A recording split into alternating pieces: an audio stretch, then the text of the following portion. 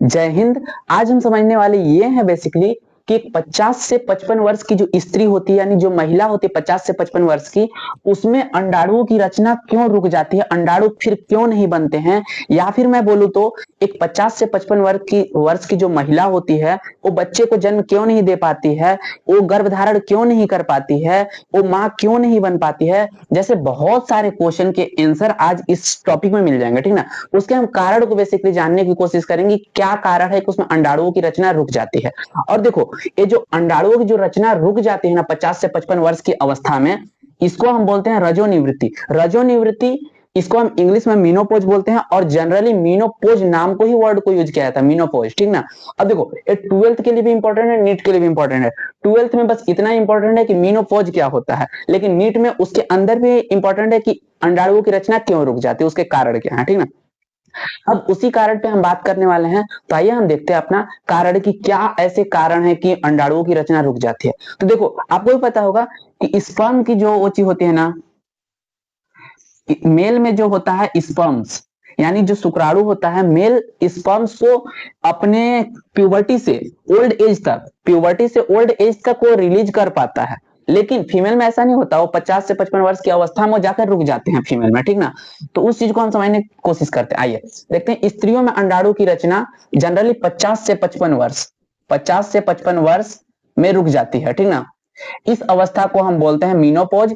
और देखो, मीनोपोज अवस्था आ जाने से क्या होता है, गर्भधारण महिलाएं नहीं कर पाती हैं। यानी कि जब गर्भधारण नहीं कर पाएंगे, क्योंकि जाहिर सी बात है अंडाणुओं की रचना ही नहीं हो रही है, तो पीरियड तो आएंगे नहीं, मेंस्ट्रुअल साइकिल चलेगा ही नहीं। मेंस्ट्रुअल साइकिल नहीं चलेगा तो मतलब पीरियड नहीं आ रहा है, और जब पीरियड नहीं आ रहा है तो गर्भधारण नहीं होगा, गर्भधारण नहीं होगा तो मां नहीं बन पाएगी। जनरली सी बात है, सीधी सी बात है, मां नहीं बन पाएगी। अब इसके हम रीजन की बात करें तो इसके रीजन क्या है।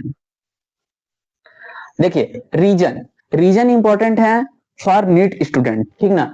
12th वालों के लिए इंपॉर्टेंट नहीं है, अगर आप चाहें तो देख सकते हैं, अन्यथा छोड़ भी सकते हैं, ठीक। अब देखिए, टू बर्थ, जन्म से इनमें ना अंडाणुओं की संख्या निश्चित होती है। एक जो महिला होती है जब वो जन्म लेती है, मतलब एक जो फीमेल होती है, एक जो फीमेल बेबी होती है,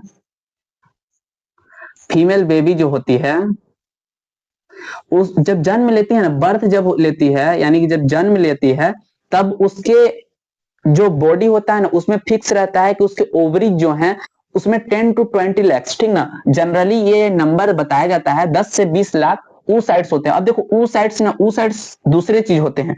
oocytes को आप गलती ना ये मत सोच लेना कि वो अंडाणु की बात कर रहा है, अंडाणु की ही बात कर रहा है, लेकिन अंडाणु दूसरे अंडाणुओं की बात कर रहा है। मुझे मार्कर मिल जाए, oocytes की बात कर रहा है। oocytes क्या होते हैं पता है,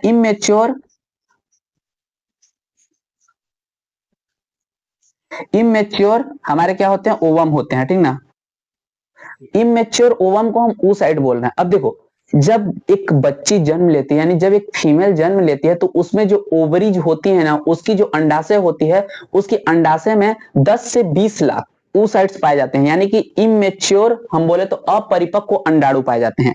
ये परिपक्व अंडाणु को oocyte नहीं बोलते हैं, ठीक ना। इतना याद रहना चाहिए आपको, oocyte अलग चीज है और ओवम अलग चीज है। तो इतने oocytes पाए जाते हैं। अब देखो, इतना एज में पाया जाता है, जब वो जन्म लेती है तब 10 से 20 लाख पाए जाते हैं। लेकिन जब बाल्य अवस्था में आती है, यानी 7-8 साल से लेकर 14 साल तक, देखो बाल्य अवस्था 7-8 साल में आई, यानी कि जब वो बच्ची बनेगी तो 7-8 साल में आएगी, फिर उससे लेके फिर 14 to 15 ईयर्स जब जाएगी, ठीक ना, 7 to 14-15 ईयर्स जब जाएगी, तो प्यूबर्टी एज में जैसे ही जस्ट पहुंचेगी ना, तब तक उसके बॉडी में तब तक उसके ओवरीज में इसकी संख्या, क्या बोलते हैं, oocytes की संख्या 3 से 4 लाख हो जाती है घटकर। अब देखो, यहां पास घटने का रीजन क्या है, ये इतना डिटेलिंग नहीं पढ़ना है।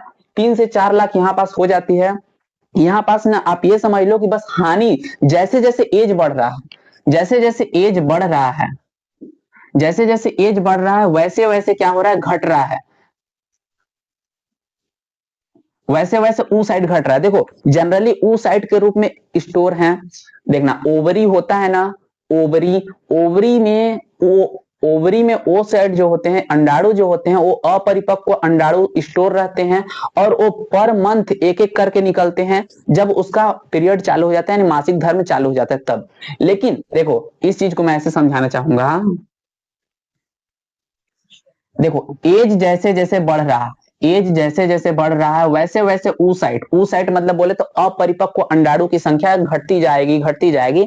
उसी प्रकार जब वो जन्म लेती है, यानी कि जब 0 डे की होती है, यानी जब जन्म ली तो जब एक भी दिन की बच्ची नहीं हुई है, उस टाइम उसके ओवरी में 10 से 20 लाख अपरिपक्व अंडाणु होते हैं।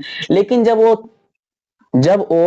14 से 15 वर्ष की हो जाती है तब उसमें 3 से 4 लाख oocyte बचते हैं। oocyte बोलूं तो अपरिपक्व अंडाणु, मैं लिख देता हूं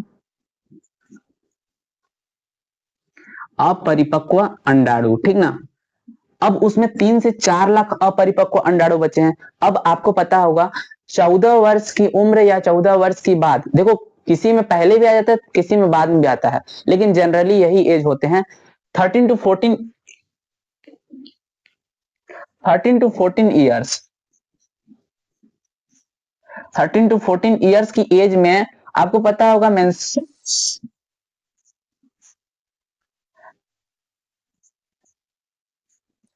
मेंस्ट्रुअल साइकिल, ठीक ना। मेंस्ट्रुअल साइकिल यानी कि मासिक धर्म आ जाता है, ठीक ना। इसको हम मासिक धर्म बोलते हैं। मासिक धर्म, मासिक चक्र आ जाता है 13 से 14 वर्ष की अवस्था में, 13 से 14 वर्ष की अवस्था में मासिक चक्र आ जाता है। और आपको पता होगा कि एफएसएच जो होता है, ठीक ना, एफएसएच, ठीक ना, एफएसएच जो हार्मोन होता है, इसके थ्रू बहुत सारे, पहले तो देखो जब मासिक धर्म आता है, एक बार पहले मैं इसे मिटाना चाहूंगा, आधा तो मिटाना चाहूंगा, इसका चाहो तो स्क्रीनशॉट ले सकते हो। अब देखो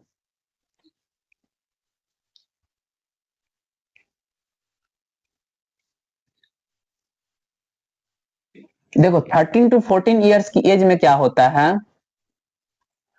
मासिक चक्र आता है, ठीक ना, मासिक चक्र आता है। अब इस मासिक चक्र में क्या होता है, एक अंडाणु उत्सर्जित होता है, ओव्यूल्यूशन होता है, ठीक ना, 1 ओवम का ओव्यूल्यूशन होता है।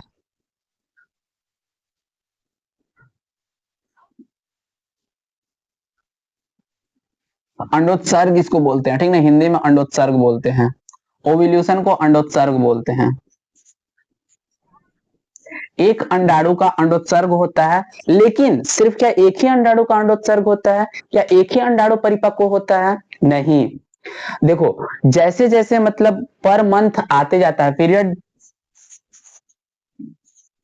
पीरियड आता है, ठीक ना, तो उसमें एक से ज्यादा, जनरली 10 से 15 oocyte, 10 से 15 oocyte मेच्योर होके क्या बनती हैं, ओवम, ठीक ना। 10 से 15 oocyte मेच्योर होके ओवम बनने को जाती हैं।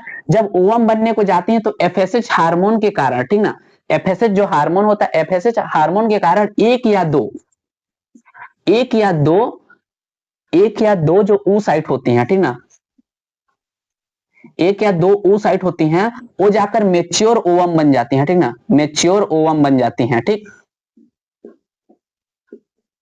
यानी कि बोलो तो मेच्योर अंडाणु वो बन पाती हैं, एक या दो। अब देखो इसको मैं फिर से एक बार बताना चाहूंगा। देखो जनरली पीरियड जो होते हैं आते हैं, उसमें 10 से 15 अपरिपक्व अंडाणु, जिसको oocyte हम बोल रहे हैं, oocyte क्या करते हैं, ओवम बनने के लिए जाते हैं, ओवम बनने के लिए जाते हैं। उसमें एफएसएच हार्मोन जो होता है, एफएसएच हार्मोन जो होता है वो एक या दो अंडाणुओं को तेज गति कराता है और उनको ले जाकर वो अंडाणु बना देता है, परिपक्व अंडाणु, ठीक ना। यदि एक यदि एक ठीक ना, यदि एक ओवम बना, यदि एक ओवम बना, जनरली एक ही निकलता है, ठीक ना, एक ओवम बना तो ओवम का जो ओव्यूल्यूशन होगा यानी अंडोत्सर्ग होगा, तो उससे बनने वाला जो वो चीज होता है हमारा, क्या बोलते हैं, तो उससे 1 बेबी बनता है, ठीक।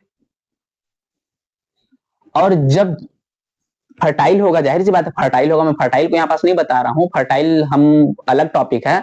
तो देखो 1 ओवम अगर अंडोत्सर्ग हुआ, 1 ओवम का अगर ओव्यूल्यूशन हुआ, ठीक ना, तो फिर 1 बेबी बनेगा। अगर 2 ओवम का, 2 ओवम जनरली यही होता है, प्रायः यही होता है, लेकिन कभी कभी ये रेयर है, ठीक ना, ये रेयर है। 2 ओवम बहुत रेयर है, बहुत कम लोगों में होता है। अगर लेकिन 2 ओवम का अगर अंडोत्सर्ग हो गया तो 2 बेबी बन जाता है, ठीक ना।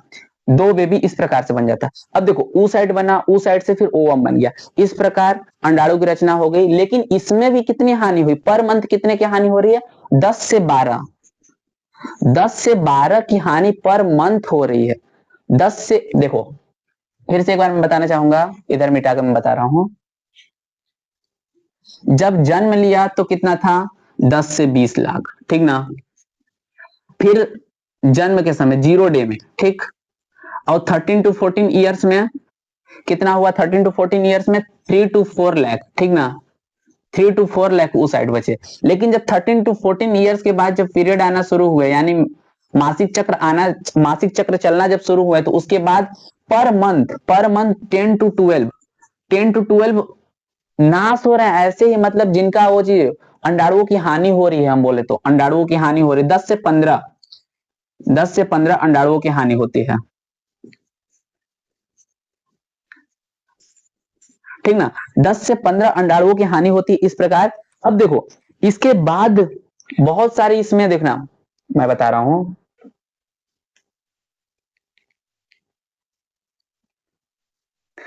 इसमें एक से ज्यादा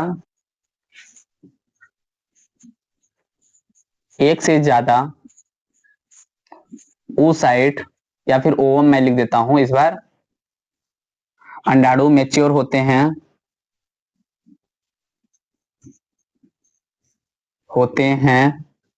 लेकिन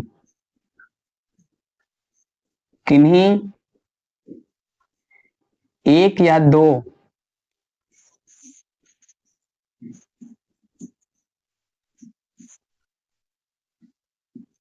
अंडाणुओं का ही, लेकिन किन्हीं एक या दो अंडाणुओं का ही अंडोत्सर्ग होता है,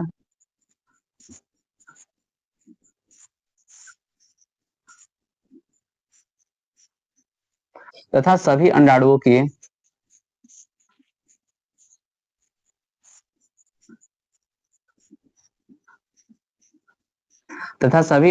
की हानि हो जाती है,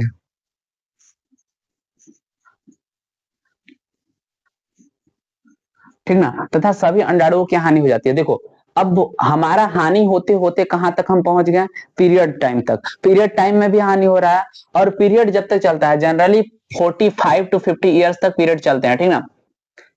45 से 50 वर्ष तक की जो स्त्रियां होती हैं वो एक बेबी को बर्न कर पाती हैं, ठीक ना, एक बेबी को जन्म दे पाती हैं, तो वहां तक ये पीरियड चलते रहता है। अब देखो ऐसे चलते चलते जो क्रम है ना, 0 डे से जब बर्न होती है एक बेबी, जब एक बेबी बर्न होती है 0 डे से चलते चलते एक स्टेज आता है 14 ईयर्स वाला, ठीक। 14 ईयर से चलते चलते चलते चलते 50 टू 55 ईयर्स आ जाता है, ठीक ना। अब देखो 0 डे से चलते हुए जब बर्न हुई, ठीक ना, जब प्यूबर्टी में पहुंची, जब किशोरावस्था में पहुंची, किशोरावस्था से फिर मान लो इसको ओल्ड एज, क्या बोलूं इसको, ओल्ड एज ही बोल देते हैं। जब ये ओल्ड एज में सॉरी सॉरी सॉरी, जब बर्न से लेके प्यूबर्टी तक पहुंची, प्यूबर्टी से लेके ओल्ड एज तक पहुंची, इस ओल्ड एज तक पहुंचते पहुंचते जो इनकी एज होती है, क्या बोलते हैं, ओवरीज जो होती है, ठीक ना। इस पॉइंट को ध्यान देना। अब बाकी मैं ऊपर का मिटाता हूं, इसके बाद फिर बताते हैं आगे।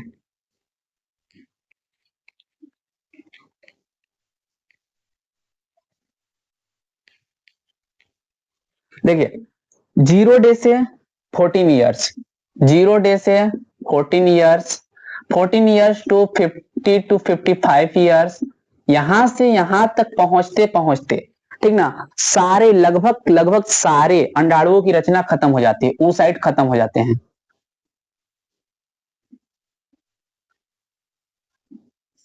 देखो oocyte हम बार बार क्यों बोल रहे हैं, क्योंकि देखो इनमें oocyte ही पाया जाता है जो प्रत्येक माह, देखो oocyte जो होते हैं ये प्रत्येक माह होते हैं विकसित, प्रत्येक माह ये परिपक्व होते हैं और ये जाके बनाते हैं ओवम, ठीक ना। प्रत्येक माह ये परिपक्व होते जाते हैं, फिर ये जाकर बनाते हैं ओवम, ठीक ना। जनरली 14 दिन इनको लगते हैं परिपक्व होने में, और जब परिपक्व हो जाते हैं तो फिर क्या बनते हैं, ओवम, ठीक। तो इस प्रकार oocyte की संख्या खत्म हो जाती है, संख्या समाप्त हो जाती है 50 से 55 वर्ष की अवस्था में। अब देखो 50 से 55 वर्ष की अवस्था में जब ये अंडाशय में है, ठीक ना, अंडाशय यानी ओवरी, ओवरी में से जब अंडाणुओं की जब संख्या खत्म हो जाती है, यानी अपरिपक्व अंडाणुओं की संख्या यानी ओ साइड की जब संख्या खत्म हो जाती है, तो क्या होता है, एस्ट्रोजन, फिर होते हैं हार्मोनल चेंजेस, ठीक ना, लिख दे रहा हूं मैं, पॉइंट को लिख दे रहा हूं।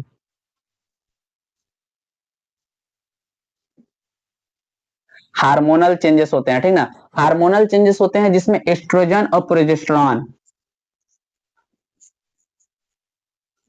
प्रोजेस्टेरॉन, ठीक ना, एस्ट्रोजन और प्रोजेस्टेरॉन जो होता है इन दोनों का लेवल कम हो जाता है, एस्ट्रोजन और प्रोजेस्टेरॉन दोनों का लेवल कम हो जाता है, जिसके कारण क्या होता है, इन दोनों का एस्ट्रोजन और प्रोजेस्टेरॉन दोनों एक क्या है, दोनों ए फीमेल में पाए जाने वाले, ओवरीज में पाए जाने वाले या फिर फीमेल में पाए जाने वाले, ये दोनों हार्मोन है, जब इनका लेवल कम हो जाता है, जब इनका लेवल कम हो जाता है तो फिर आता है मीनोपॉज अवस्था, मीनोपॉज अवस्था आता है, जिसमें देखो इसमें संख्या खत्म हो चुकी है, संख्या खत्म हो चुकी है तो मीनोपॉज अवस्था आएगा ही। एक बार मैं देख लेता हूं कितना ज्यादा लंबा तो नहीं हो गया ना, क्योंकि लेक्चर बहुत ज्यादा लंबा हो चुका है, तो मैं इसे शॉर्ट में अब करके खत्म करने जा रहा हूं।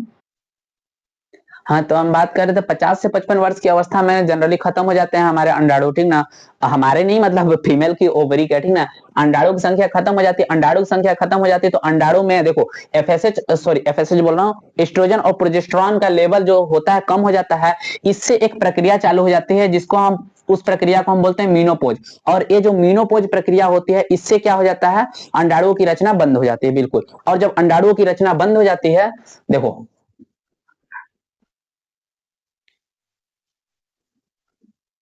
अंडाणुओं की रचना बंद हुई तो गर्भधारण नहीं कर पाएगी, गर्भधारण नहीं कर पाएगी तो मां नहीं बन पाएगी, ठीक।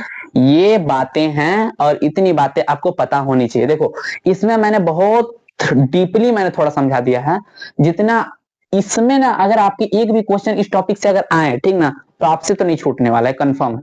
और इसमें बस ये पूछता है कि मीनोपॉज क्या होता है, या फिर इसको रजो निवृत्ति बोलते हैं, हिंदी नाम भी पूछ सकता है, ठीक ना, मैं ये नहीं बोलूंगा हिंदी नाम नहीं पूछता, मतलब नहीं पूछता तो नहीं ही पूछेगा, हो सकता है पूछ ले। तो रजो निवृत्ति को आई होप कि आप लोग बहुत अच्छे तरीके से समझोगे, और ये आपको पूरा बेसिकली कारण भी पता चल गया होगा, जितना आपको नहीं जानने की आवश्यकता थी मैंने उतना बता दिया आपको, कि एक फीमेल जो होती है 50 टू 55 ईयर्स के बाद मतलब एग्स प्रोड्यूस क्यों नहीं कर पाती, ओवम प्रोड्यूस क्यों नहीं कर पाती। देखो जनरली हम एग्स बोल देते हैं, लेकिन होता वास्तविकता में ओवम ही है, एग और ओवम में बहुत बड़ा डिफरेंस होता है, ठीक ना। आई होप कि इतना समझ आ गया होगा। एक कॉन्सेप्ट को याद रखना, अगर मैं कॉन्सेप्ट की बायोलॉजी में अगर कॉन्सेप्ट की बात करूं तो एज जैसे जैसे बढ़ता है, देखो एज जैसे जैसे बढ़ रहा है वैसे वैसे ऊ साइड फट रहे हैं, ठीक ना। एज के बढ़ने से, एज के बढ़ने से ऊ साइड की संख्या कम होती है, और ऊ साइड की संख्या कम होने से क्या होता है, 55 वर्ष तक पहुंचते पहुंचते 55 वर्ष तक 50-55 वर्ष तक पहुंचते पहुंचते ऊ साइड की संख्या जीरो हो जाती है, और एज लगभग 55 से 50 से 55 वर्ष हो जाता है तब तक ओ साइड की संख्या जीरो हो जाती है, ठीक ना। ओ साइड की संख्या जब जीरो हो जाती है उस अवस्था को हम बोलते हैं मीनोपॉज, और मीनोपॉज होने के कारण हमने बता दिए हैं, और इससे बहुत सारे दुष्परिणाम है, जैसे कि गर्भधारण नहीं कर पाएंगे, मां नहीं बन पाएंगे, बहुत सारी स्थितियां हैं। आई होप कि आपको ये लेक्चर पसंद आया होगा, पसंद आया होगा तो एक लाइक जरूर करिएगा, और बताइएगा कि आपको ये लेक्चर कैसा लगा। और मानव जनन नामक चैप्टर से है टॉपिक, ठीक ना, इसको मैं बता देता हूँ, मानव जनन नामक चैप्टर से है, मानव जनन, मानव जनन, बस मानव जनन में बस ये चीज है, ठीक ना, वो कारण नहीं है, इसमें कारण अलग टॉपिक है, मीनोपोज बस है मानव जनन में। और बता देना, मानव जनन चैप्टर पढ़ना हो या फिर कोई और चैप्टर पढ़ना हो, अगर आप लोग कंसिस्टेंसी के साथ पढ़ोगे मैं तैयार हूं। बाकी मिलेंगे नेक्स्ट लेक्चर में, तब तक के लिए जय हिंद जय भारत। और एक प्यारा सा लेक्चर कैसा लगा एक कमेंट करके जरूर